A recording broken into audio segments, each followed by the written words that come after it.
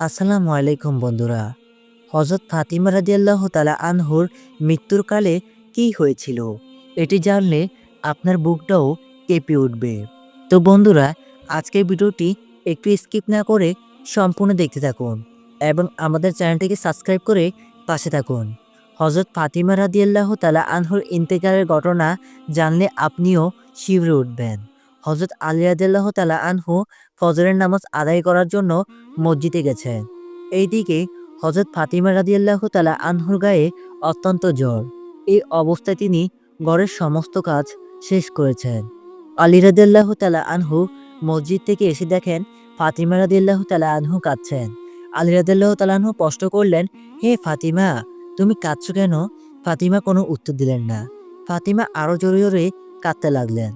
আলী রাদিয়াল্লাহু তাআলা আনহু কয়েকবার প্রশ্ন করার পরে তিনি কাঁদতে কাঁদতে বললেন, "হে আলী, আমি স্বপ্নে দেখেছি আমার আব্বাজান হযরত মুহাম্মদ সাল্লাল্লাহু আলাইহি ইসলাম আমার ঘরে ঢুকে কি যেন তালাশ করছেন। ঘর থেকে বাইর হওয়ার সময় আমি পেছন দিক থেকে আমার আব্বাজানকে ডেকে বললাম, 'হে আব্বা, আপনি কি খুঁজছেন?' আব্বাজান বলল, 'হে আমার ফাতিমা, আমি তো তোমাকেই খুঁজছি। তোমাকে নিয়ে যাওয়ার জন্য আমি এসেছিলাম।' আরও বললেন, 'হে আমার ফাতিমা, আজকে তো তুমি রোজা রেখেছ। কালকে সাহারি করবে আলীর সাথে আর ইফতার করবে আমার সাথে।' আলী রাদিয়াল্লাহু তাআলা আনহু এই স্বপ্ন শোনার পর দুইজনের বুঝতে বাকি ছিল না যে ফাতিমা রাদিয়াল্লাহু তাআলা আনহু আজকেই ইন্তেকাল করবেন। দুইজন আরো জোরে জোরে কাঁদতে লাগলেন। এই সময়ের মধ্যে হযরত হাসান এবং হোসেন রাদিয়াল্লাহু তাআলা আনহু এসে জিজ্ঞেস করলেন, "হে আব্বাজান, হে আম্মাজান, আপনারা দুইজন কেন কাঁদছেন?" ফাতিমা রাদিয়াল্লাহু তাআলা আনহুর একটা অভ্যাস ছিল, যখন হাসান হোসেন রাদিয়াল্লাহু তাআলা আনহু কোনো কাজে ফাতিমা রাদিয়াল্লাহু তাআলা আনহুকে বিরক্ত করতেন, তখন দোনোজনকে মুহাম্মদ সাল্লাল্লাহু আলাইহি ওয়াসাল্লামের কবরের কাছে যেতে বলতেন। আজকেও ফাতিমা বললেন, "তোমরা দোনোজন তোমার নানার কবরের কাছে চলে যাও।" কবরের নিকট যাওয়ার সাথে সাথে কবর থেকে আওয়াজ আসলো, "হে আমার আদরের নাতি, এই মুহূর্তে তোমরা আমার কাছে কেন আসছো? আমার কাছে তো সবসময় আসতে পারবে। এখন যাও, তোমার মায়ের কাছে যাও। আজকের পরে তোমার মাকে আর দেখতে পাবে না।" এই কথা শোনার পর দুইজনই কাঁদতে কাঁদতে আম্মাজানের নিকট দৌড়াতে দৌড়াতে চলে গেলেন। গিয়ে আম্মাকে বললেন, "তোমরা দুইজন কেন কাঁদছো? এখন বুঝেছি। নানাজান আমাদেরকে বলে দিয়েছেন আজকে দিনটা তোমার জন্য শেষ দিন। নানাজান তোমার চেহারার দিকে তাকিয়ে থাকার জন্য আমাদেরকে বলেছেন।" বিকেলের দিকে হযরত ফাতিমা রাদিয়াল্লাহু তাআলা আনহুর শরীর খুব খারাপ হলো। তাকে বিছানায় শোয়ানো হলো। ফাতেমা রাদিয়াল্লাহু তাআলা আনহুর মৃত্যুর পূর্বক্ষণে আলী রাদিয়াল্লাহু তাআলা আনহুকে তিনটি কথা বললেন। "হে আলী, যেদিন থেকে আমি আপনার ঘরে এসেছি ওই দিন থেকে নিয়ে আজ পর্যন্ত আপনাকে আমি অনেক কষ্ট দিয়েছি। আলী, আপনি যদি আমাকে ক্ষমা না করেন তাহলে কিয়ামতের ময়দানে আমি মেয়ের কারণে আমার বাবা অনেক লজ্জিত হবেন। বলেন, আপনি আমাকে ক্ষমা করেছেন কিনা?"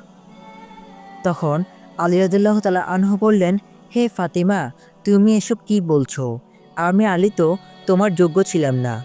তোমার আব্বাজান দয়া করে মেহেরবানি করে তোমাকে আমার কাছে বিয়ে দিয়েছেন। বিয়ের দিন থেকে নিয়ে আজ পর্যন্ত আমি তোমাকে কোনোদিন ঠিকমতো দুই বেলা খানা খাওয়াতে পারিনি।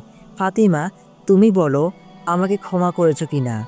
তুমি যদি আমাকে ক্ষমা না করো তাহলে আমাকে কিয়ামতের দিন কঠিন শাস্তি ভোগ করতে হবে।"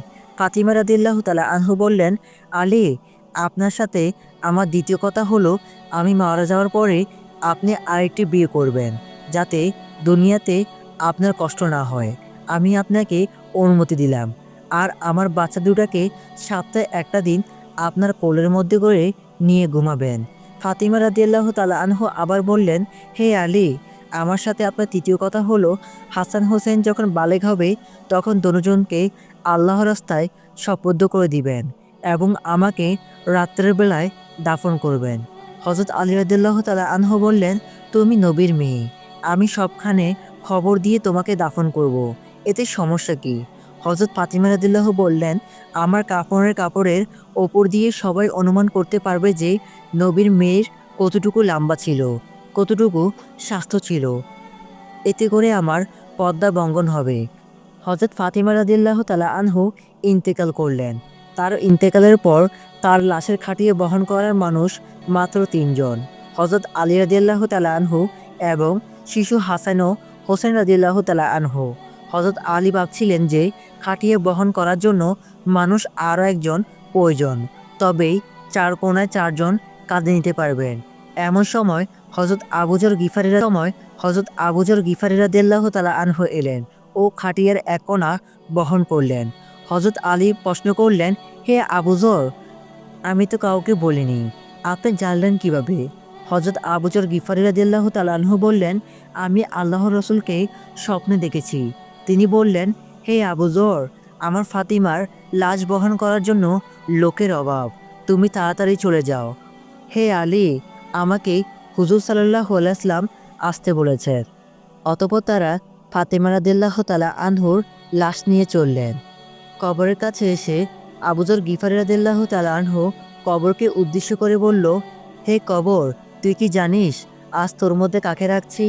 জান্নাতের সকল মহিলাদের সর্দার হযরত ফাতিমা রাদিয়াল্লাহু তাআলা আনহুকে। কবর থেকে কোনো আওয়াজ নেই। তিনি আবারও বললেন, হে কবর, তোর মধ্যে কাকে রাখছি জানিস?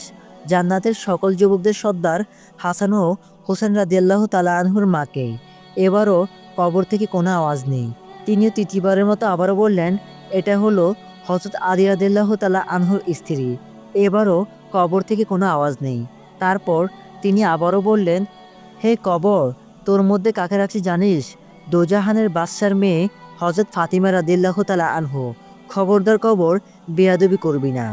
আল্লাহ তাআলা কবরের জবান খুলে দিলেন। তখন কবর বলল, হে আবু যর গিফার, আমি অন্ধকার কবর, আমি সাপবিচ্ছুর কবর, আমি এমন একটি ঘর যার মধ্যে কোনো বংশের পরিচয়ের কাজ হয় না। আমি দোজানের বাদশার মেয়েকে চিনি না। আমি হযরত ফাতিমা রাদিয়াল্লাহু তাআলা আনহুকে চিনি না। হযরত আলীর স্ত্রীকে চিনি না। হাসান হোসেনের আম্মাকে চিনি না। জান্নাতের মহিলাদের সর্দারকে আমি চিনি না। আমি শুধু চিনি আমল। আমার বুকে যে আমল নিয়ে আসবে, আমি তার কাছে ভালো ব্যবহার দিব। আর যে আমার কাছে খারাপ আমল নিয়ে আসবে, আমি তার সাথে খারাপ আচরণ করব। তো বন্ধুরা, এই ছিল হযরত ফাতিমা রাদিয়াল্লাহু তাআলা আনহুর মৃত্যুদিনের ঘটনা। বন্ধুরা, ভিডিওটি কেমন লাগলো অবশ্যই কমেন্টে জানাবেন এবং আমাদের ভিডিওটি ভালো লাগলে লাইক করবেন এবং শেয়ার করবেন। তো বন্ধুরা, আজকের মতো বিদায় নিচ্ছি। ভালো থাকবেন। ধন্যবাদ সবাইকে।